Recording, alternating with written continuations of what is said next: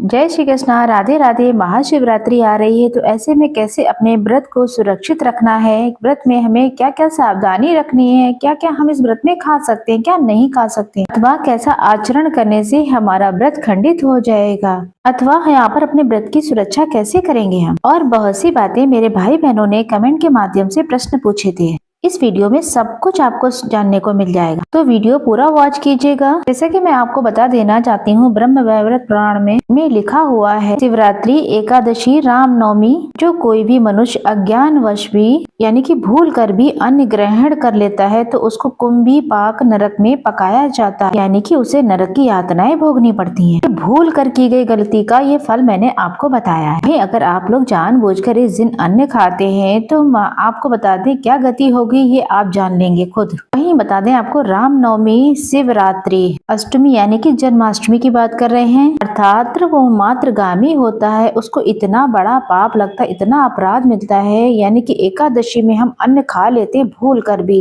जो हमको पाप लगता है उससे कहीं दुगना पाप हमें रामनवमी, जन्माष्टमी और शिवरात्रि पर खाने पर लगता है। तो भाई और बहनों, इस व्रत में आप जरूर से सावधानी बरतें। तो घर में तो आप अन्न ना खाने की जो मैंने बात कही है, तो घर में तो आप अन्न नहीं खाएंगे। वहीं शिवरात्रि के दिन जगह जगह पर भंडारे लोग लगाते हैं, बहुत अच्छी बात है, गरीबों की सहायता हो जाए। जिन लोगों के पास अन्न धन नहीं है तो वो लोग आकर के वहाँ पर खाएं। वहीं और अधिक लाभ लेने के लिए आप भंडारे में भी खाने से बचे रहें इस दिन। वहीं कुछ बहनों का प्रश्न है कि हम इस दिन सुबह में या दोपहर में किसी भी समय सो सकते हैं दिन में, कि रात्रि को जागरण करना होता है। देखिए, आपको बता दें, शिवरात्रि का हम सब व्रत कर रहे हैं। सोना और जागरण करना दोनों अलग अलग होती हैं। जागरण तो हमें करना ही है, लेकिन सोने से क्या क्या हानि होती है ये भी आप जान लें। शास्त्रों में बहुत ही कड़ा नियम बताया गया है इसका। कात्यायन ऋषि ने इस नियम को बताया है। ये निर्मय सिंधु और काल माधव जैसे ग्रंथों में इसका वर्णन मिल जाता है। शास्त्र कहता है, द्यूतम क्रीड़ा, यानी कि इस दिन जुआ नहीं खेलना चाहिए जिस दिन आप व्रत उपवास करते हैं। दिवा स्वप्नम, यानी कि दिन में भी नहीं सोना चाहिए। साथ के साथ आपको दातून भी नहीं करना चाहिए। तो आपको बार बार बताया गया है कि उपवास का मंजन एक अलग से लाकर रखिए। इस दिन दातून, दंत मंजन, पेस्ट इत्यादि नहीं करना चाहिए, इससे आप बचें। जैसे कि आपको बता दें, 15 तारीख को शिवरात्रि का आपका व्रत रहेगा, तो 15 तारीख को सुबह उठकर मंजन मत कर लीजिएगा बाजार से जो आते हैं। भाई ध्यान रखिए भाइयों और बहनों, ये वीडियो आप अपने को सबको भेज दीजिए ताकि सभी लोग सावधान हो। आप जो लोग मंजन करते हैं, भले ही वह मंजन आयुर्वेदिक रहे, कैसा भी हो, उसके अंदर नमक जरूर होता है। जो आप टूथपेस्ट करते हैं उसके अंदर केमिकल आदि होता है जो हमारे मुंह के अंदर ही रह जाता है और उससे हमारा व्रत खंडित हो जाता है। इसीलिए शास्त्र में कड़ा नियम बताया गया, इस दिन दातून तक नहीं करना चाहिए। तो बात ये आप पूछेंगे कि हम अपना मुंह कैसे साफ करें, तो आप उंगली से अपना मुख साफ कर लें, या तो गुलाब की पत्तियों का चूर्ण हो उससे भी अपने मुख को साफ कर सकते हैं। इतना आप जरूर से ध्यान दें ताकि आपका व्रत उपवास खंडित ना हो। यदि आप इस दिन में सोते हैं या फिर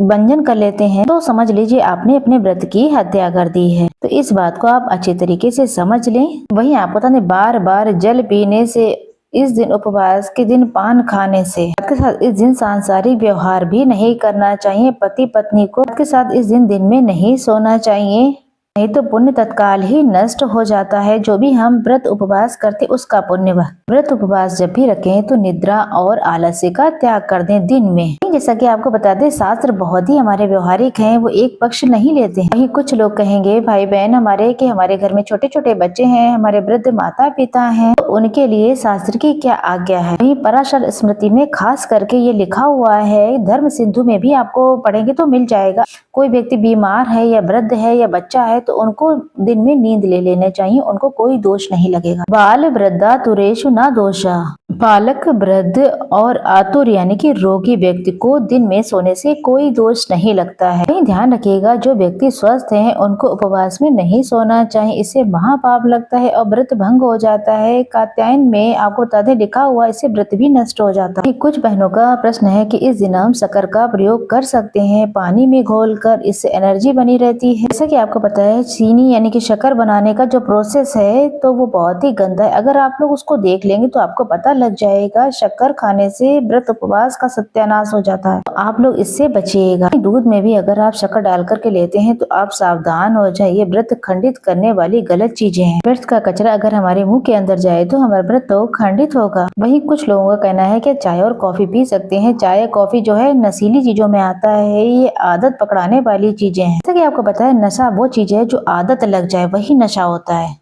चाय और कॉफी बिल्कुल ही उपवास में वर्जित होती है। एक दिन बस देख लेना किस तरीके, अगर किसी का सर दुखता है, कोई बहुत परेशान रहता है तो एक दिन पहले आप जो है किशमिश भिगो दें। जब भी आपको लगे कि उसे चाय और पानी की आपको जरूरत लग रही है शरीर को तो आप उसका पानी पीना, आवश्यकता लगे तो आप उसे पी सकते हैं। खास करके चाय और कॉफी से खुद को बचाइए।